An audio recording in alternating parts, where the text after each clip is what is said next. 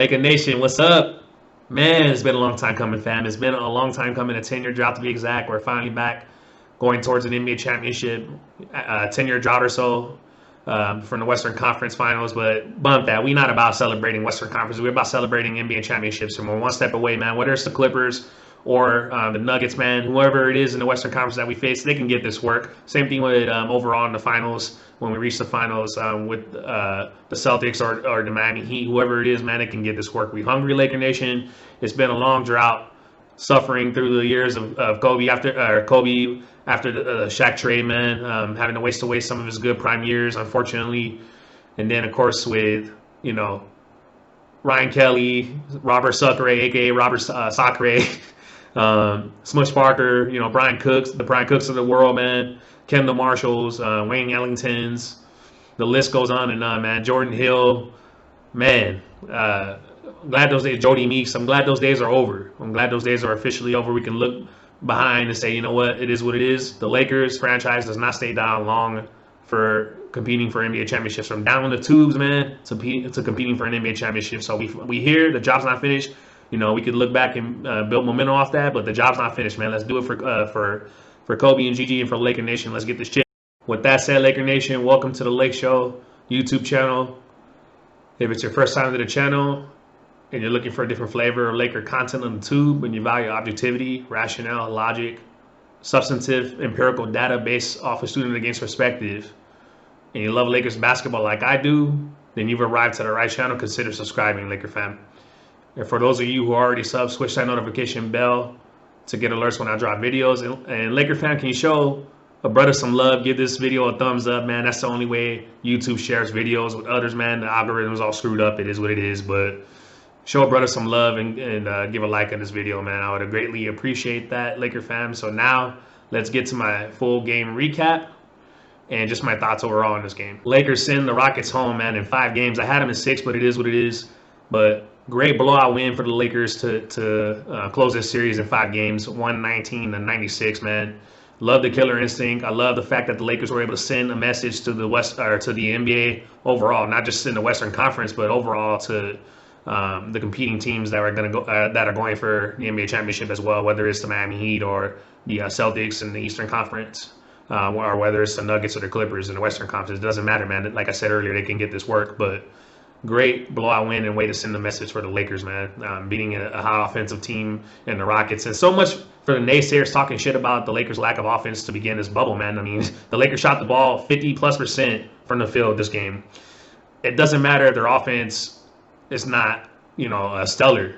If it's just subpar or decent and their defense is elite, they're going to be good, just like we've seen with the Portland Trailblazers series and then now with the Rockets. 2 potent offensive teams the Lakers took down. So what is there to say? There's no excuses.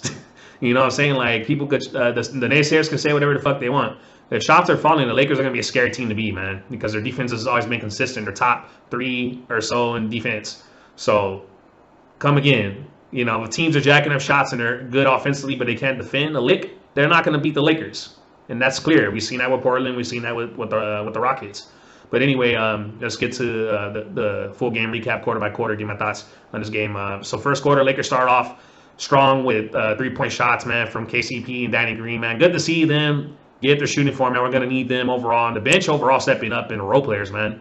It's good to see this series, especially against a better team than the Rockets. I mean, towards Portland, they started to come on down the stretch, Danny Green, KCP, but it's good to see them do it against the Rockets because they're more of a more elite team than what the Portland Trailblazers are. I probably have them a notch and a half above the Portland Trailblazers, in my opinion.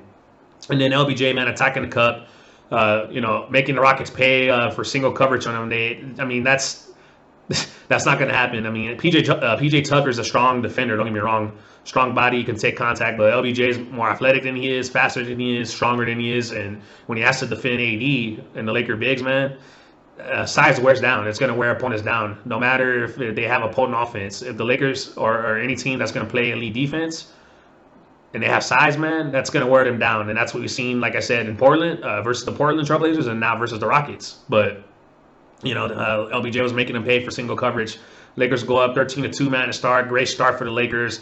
And Rockets missed a lot of chippies in the inside. They were able to kind of get inside, but the Lakers lane bothered them. Westbrook was kind of wild this game, man, and that's what that's the Westbrook you want. The brother's just, man, a wild player, man. OC a lot of the times, man. Kind of reminds me of Julius Randle at times when we had him on the Lakers. Just a bull in the china shop. But, greater finishing ability, don't get me wrong, but just a bull in the china shop. So, that's the type of player that could shoot you out of series, turn over the ball, and just completely nut up. But, Rockets missed a lot of chippies in the inside. Credit to Lakers defense. Great team, defensive effort, and help by LBJ on Westbrook when he dived towards the rim. He was able to play straight up, following the rule of verticality, get a block on Westbrook at the 7+ minute mark. And then LBJ's willingness to defend and give effort, Laker fan, has been great, man. Just to see a leader do that and put out that energy and effort, it's going to inspire the role players and other players on the team to compete at a high level. So that's where leadership starts, man, on that end of the ball, and just overall setting an example. So great job for LBJ, man. And then he was 4 for 5 to start, 11 points, hit a long 3-point shot at the 4+ minute mark or so. Lakers smelling that blood, man. They're smelling the blood early to start this game and overall in this game as they were up. I mean, they needed to get one more win, and I'm glad they didn't get too complacent and let them off the ropes. Part of being a great team is sensing that moment and capitalizing off of it, and the Lakers did that this game. So great job by LBJ, man. The Lakers, up 23-9 or so. Lakers shooting 72%. Again, it doesn't matter if you're good offensively. If you can't defend for a fucking lick, you're not going to win. You're not going to win, Laker fam. So, they made, 7 threes or so. Again, so much for the media and the naysayers talking shit about the Lakers offense. Once their offense is in sync and their defense is always going to be top-notch, elite and consistent, man, they're going to be a scary team and a difficult team to beat. They took it to the Rockets in the first quarter. You can see the Rockets, man. They just had no interest in this game. Their spirit was defeated. And the Lakers, like I said, they sensed the moment. They smelled the blood, and they capitalized off of that. They go up 15 going into the second quarter, 35-20.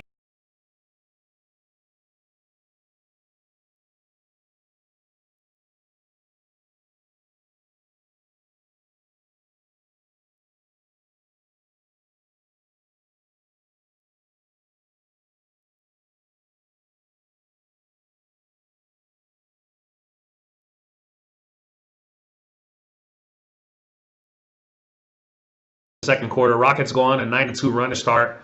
They lowered the deficit to 7 or so. I think that's the lowest they probably got this game, about 7 or so, if my memory serves me correct. And then THT, man, getting some tick. Takes it to the cup strong when he got in the second quarter. Nice Euro step floater shot on Gordon at the 7+ minute mark. This kid, man, this Rook is short of confidence. He's short of confidence, man. I just love the kid, man. He's going to fill out nicely, Laker fan. And props to, I said this last game recap. Props to the Lakers scouting department. They drafted gems. You can argue they drafted really well since Derek Fisher, 96. Late first round picks to second round picks, and then buying picks. They've done a hell of a job, man. So shout out to the Lakers scouting department to find a solid gem in THT, and K-Cock looks nice too as well. Players like that, and so on and so forth. So good job out of Lakers, and South Bay is doing a good job, man, fostering young talent and growing them. But this Rook, like I said, is short of confidence. And then Caruso, man, channeling his inner LeBron James with the chase down block, getting a nice block on James Harden at the rim from behind. Good hustle and timing by Alex Caruso on that block on Harden. And then Lakers played sloppy in the second quarter, probably the most sloppy they played, because that's when the Rockets were able to capitalize on that and then lower the deficit. I think, like I said, it got to within probably 7 points, I believe. That's, I think, the lowest they got this game. The Lakers had a 22-point lead, but Harden got hot offensively, got in the groove, and was pretty much the only positive I would say this game, able to keep the Rockets afloat when they were able to overcome that 22-point deficit and decrease it or so to about 7. Lakers had 13 turnovers by the end of the first half. Like I said, sloppy play by the Lakers, man, just getting complacent a little bit, just throwing lazy passes, things of that nature, forcing the issue when they didn't need to. That type of play prevented them from blowing this game out of the water as soon as they could have, man. The Lakers have to learn how to control their lead and, stay sharp, man. This type of complacency versus the Clippers or, whether it's the Heat or the Celtics and the NBA Finals, man, that's not going to go over well versus those type of elite, higher nuanced teams. So you can't play that type of, or you can't have that type of complacency and play that type of way, because it's going to come back to bite you in the ass. So Lakers got to fix up those mistakes. Of course, against these type of teams, whether it's Portland or Rockets, you can make a good amount of mistakes, but against higher elite, nuanced teams that are better defensively, better game plan scouting, etc., that's just going to come to bite you back in the ass. So they got to close the gap, man, and sharpen up their mistakes and or minimize their mistakes and make as less as possible. But can't have those mental lapses going towards an NBA championship. And then nonetheless, man, the Lakers still had the lead going into the second half. LBJ with 19 points, man, 6 rebounds, 5 assists. Marquise Morris had himself a good game again. Shout out to the Lakers coaching staff. I wasn't necessarily for the small ball, but they beat the Rockets pretty much at their own game in a sense, just with better defense. But were knocking down the shots, so they were able to beat the Rockets better. They had a better game plan. The Rockets never were able to adjust, and that just goes to show, with all due respect to Mike D'Antoni, great, very good offensive coach, but in terms of defense and in terms of game plan, if he's not really that type of good X's and O's coach. I think Mike D'Antoni, in my opinion, is one of those coaches that's masquerading as a head coach. Very good offensive coordinator. I think he's pretty much what Tom Thibodeau is, but just the opposite on the offensive end. Just coaches that can be really good assistant coaches that are in charge of the offense or defense. That's what I see them as, in my opinion. But the Lakers, Marquise Morris and LBJ had a good first half. Like I said, Marquise Morris, shout out to the Lakers for playing him. He had a pretty good series against the Rockets, man, going in the small ball lineup, 10 points to end the first half. Harden with 19 points, pretty much the only positive, like I said, for the Rockets offensively to decrease the deficit. And of course, the Lakers sloppiness, not taking care of the ball, things of that nature. The Lakers go up still into the third quarter, 62-51.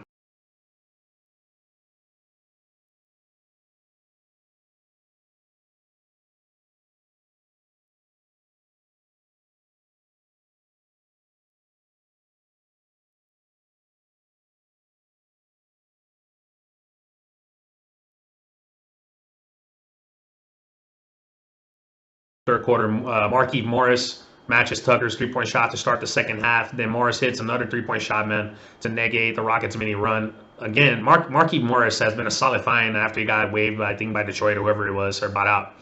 The Lakers, man, Rob Pelinka, shout out to him for retooling the roster, adding a little bit of shooting and toughness. That's what the Lakers is. Their identity is defense, and toughness. That's what it is. They're not a very, very potent offensive team. They can be, but they're above decent. But as long as their defense is elite, that's all that matters. And as long as shooters eventually can knock down open shots like Marquise Morris, KCP, Danny Green, they did, and then you see Oscar Russo, and even quiet as kept, Rondo, I believe, is like 8 for 18 or 8 for 16 from 3. So much for the fact that he can't shoot. Again, it's playoff Rondo. It's a different element, man. He's a different player, but when the Lakers' defense is there, it's not going to matter because their offense is eventually going to catch up to the defense a little bit.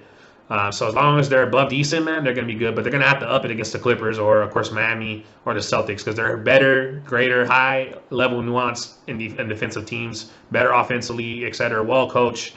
You got two top, or I would say Doc Rivers, no disrespect to him, is overrated. Didn't do good in Orlando. And living off of one championship, he's overrated to me. I'm still going to say he's a top 10 coach, but he's not top 5 to me. I believe Eric Spoelstra is a better coach. Not Nick Nurse. Brad Stevens, to me, probably is the best coach in the NBA, I would say. So you have 2 top 5 head coaches right there. I probably wouldn't say Vogel's a top 10 head coach, maybe slightly out, but then again, I would say maybe 9 or 8 or so, in my opinion. But, of course, that has a lot to do with AD and LeBron James. But, we have to be sharp. So it's good to see a little better, more offensively. It's good to see Morris and players like that hit their open shots, man, because that's going to change a lot of things and a lot of coverage on AD and LeBron James. Lakers getting a larger lead by doing what they do best, man, is defense. That's all that has to be consistent is their defense. If their defense is consistent in their energy and their effort, like when they're doubling Harden and doubling Damian Lillard and rotating, team defense. Playing the role of verticality like where LeBron James did earlier, Westbrook, Alex Caruso as well, man, doing a great job acting as the weak side defender at the rim. Those little efforts, those little intangibles matter, Laker fan. If they're doing things like that, their offense is eventually going to catch up and be above decent or even tonight it's going to be, really potent. So that's where it's at in my opinion. But Lakers getting the larger lead, doing what they do best in the third quarter by defending, getting turnovers, challenging shots at the rim. Like I said, on Covington and Westbrook, making it tough for them. AD's length, man. Morris as well. Because most of their players are 6'6", so that's the tallest player. I think Covington might be their tallest player at 6'7" or something like that in a small ball lineup. But making it tough for them. So Lakers take a 16-point lead at the 7+ minute mark, 77-61 on a KCP transition layup. Lakers going a 9-0 run, I believe, at that time. Danny Green had himself a solid third quarter, man. Getting offensive boards. I really liked how he did that towards the end of the Portland series, and then all through the series versus the Rockets. Little things like that, man. If your shot's not falling, you have to be able to contribute on other ends of the floor. And he's done that by crashing the boards, looking like Draymond Green out there a little bit, man. Grabbing offensive rebounds, keeping balls alive, and then hitting shots. That's going to create momentum, better energy. So that's why Danny Green is seeing more productive play and his shots falling, because he's doing the little things and things go to the aggressor. So, like I said, good to see Danny Green making his knocking out his open shots, and shots were all even contested at times. He had 14 points in the third quarter, and then also, like I said, Marquise Morris hitting shots as the Rockets went on a run early to start the third quarter. Both players were solid offensively in the third quarter, and then Lakers, up their defense in the third quarter, and then they took off pretty much from there and gained a 26-point lead going into the fourth quarter, 95-69. Lakers 15 for 27 from three-point line, man. Once again, to the media and the naysayers, man. Y'all talking so much shit, man. They don't realize that the game's not always offense. It's not always offense, and defense is going to turn into offense. If you're a high elite defensive team in the top three, man, it's going to turn into offense. So, they're so focused on the Lakers' lack of offense that, they don't give them the credit they deserve on the defensive end. To restart the bubble, they're acting like it was like fucking panic mode. But y'all gonna learn, man, that the Lakers' defense is their offense, pretty much. And then not only that, you have players like Rajon Rondo that are going to create offense, and LBJ and AD, man, when their defense is on point and they're knocking down shots, they're going to be a tough team to beat, like I said. So, sure, their shots are not always going to fall, but they're not going to not always fall. They're going to make shots eventually. But like I said, bump that, man.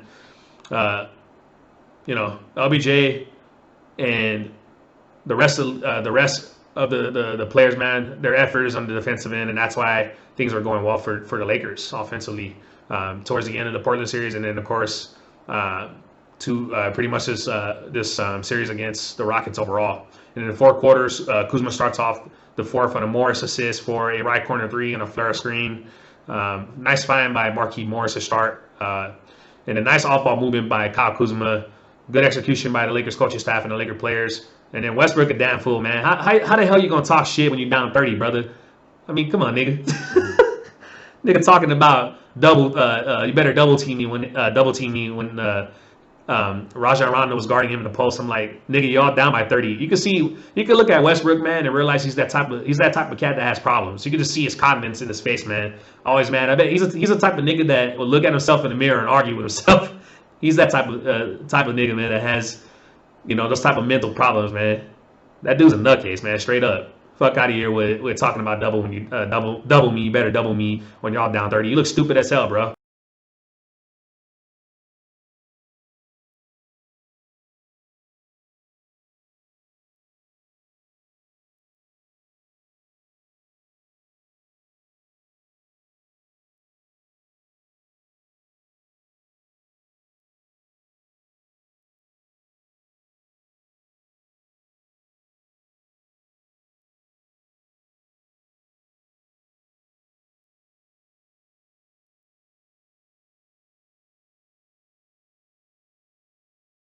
Lakers, man, they close it out strong. Get AD and Bron some rest to end this series as they await the Clippers and the Nuggets, man. We'll see what that series conclusion is. I hope it's, I don't mind it being the Clippers. I don't care, man. Of course, I can't stand the Clippers. It'd be cool and funny as fuck if they lose. But I just don't see it happening. I think they're going to win. If the Nuggets manage to force it to get to 7 games, man, I would see that as a mental lapse in the chink in the armor of the Clippers. So we'll see how it goes when they play them, I believe, tomorrow. So But Lakers were able to stick to their game plan, take Harden out of the game, eliminate his offensive prowess, man, in terms of the consistency and their offensive explosion by 3 point from the 3 point line or whatever. They were able to get Harden to be more of a facilitator this series, and also not allow him to dominate at the free throw line and get to the free throw line a lot, man, by keeping him on the outside and doubling him, before he dribble penetrates. So great execution by the coaching staff, and like I said, the Rockets weren't able to adjust. They weren't able to adjust the entire series. So great execution by the coaching staff. Frank Vogel outcoached NBA. Simple as that, man. He outcoached them, and they had a great game plan by forcing Harden into a facilitator, and then living on sagging off of Westbrook, and then focusing on other shooters, and then rotating. They had points in the middle and cutters, but they were able to close that gap this game as well. So, like I said, they weren't able to adjust, the Rockets, and the Lakers were able to keep to their game plan and up their offense as well. We know their defense is going to be there. But anyway, let's get to the player stats and the team stats, and then close this podcast and game recap out. So, LBJ, 29 points, 11 rebounds, 7 assists, 2 steals, man. Great job by LBJ, setting the tone on both ends of the floor, man, up in his energy, rotating, doing the little things, being a weak side help, altering shots, getting block shots when Westbrook or Covington or whoever else would dive to the rim when Harden is doubled. So great job by LBJ, man. And then Kuzma, good job off the bench, 17 points, 4 rebounds. Markieff Morris had himself a good series against the Rockets and a small ball lineup, man. 17 points, 4 rebounds. And then Danny Green, like I said, props to you, sir. You played better since the end of the Portland Trailblazers series all the way to the Rockets series. 14 points, 4 rebounds. Good to see a shot going. And then same thing with KCP, man. 10 points. If both those fellas are in double figures, man, the Lakers have a really good shot to win, because we need some type of production from them both.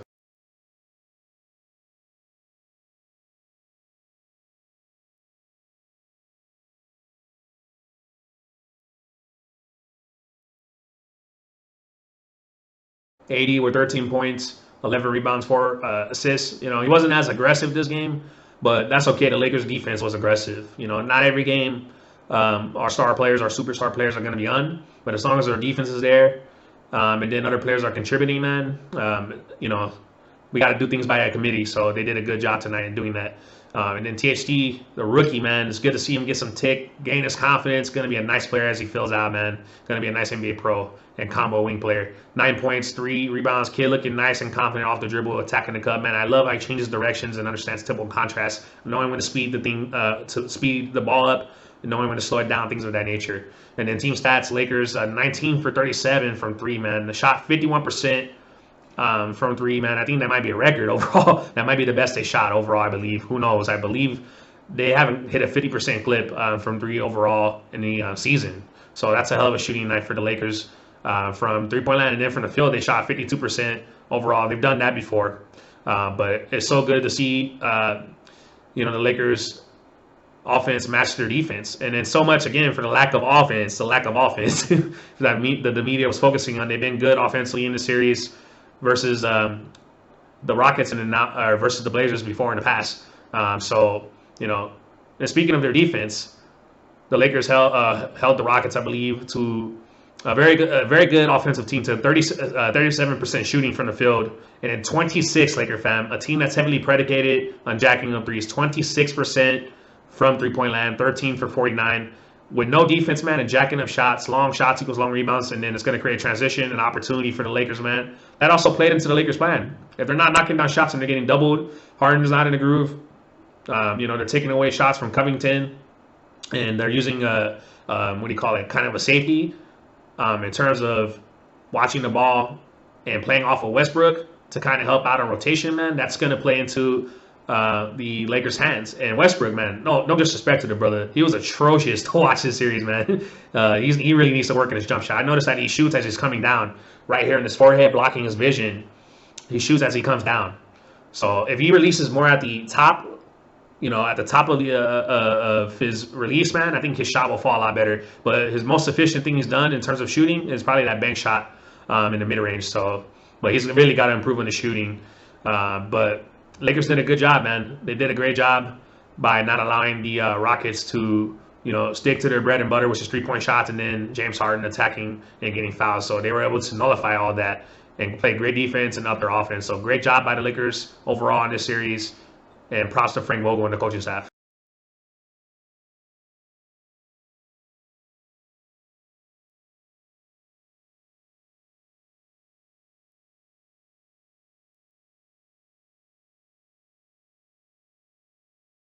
All right, Laker fam, this concludes the podcast on the Lake Show and the full game recap, man. Get up in the comment section. Let me know what you guys think, man. Excited to move on to the Western Conference, but the job's not finished. We got to get an NBA championship for Kobe and GG, man, and for Laker Nation. So comment, like, share, and subscribe. I'm Tony on the Lake Show podcast, and I'll catch you guys in the next one. Peace out.